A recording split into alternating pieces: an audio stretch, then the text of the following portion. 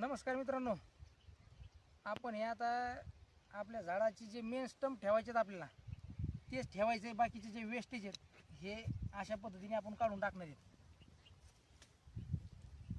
तर ह्याने काय होणार की झाडाचे जे मेन स्टंप आहेत त्याला ताकद भेटणार चांगली आणि थोडी खालून उचलून घेतल्यामुळं झाडाची ग्रोथ चांगली होती.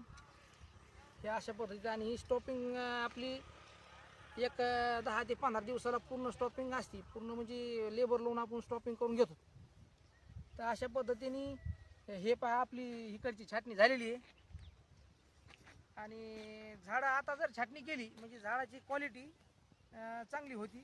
नंतर जे खाली लोळणारे फांद्या हे आता काढून घेतल्या म्हणजे झाडं एक बार त्याचे स्टंप आणि त्याचं स्टँड आहे, आपण त्याला स्टँड म्हणतो, तर ते स्टँड मजबूत होतं.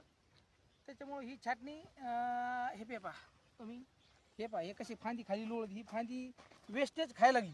त्याच्यामुळे ही काढून वेळेच काढून टाकली म्हणजे काय होतं की झाडं ग्रोथमध्ये आल्यामुळं मग काडी बी चांगली बनली आणि झाडाची ग्रोथ चांगली होती.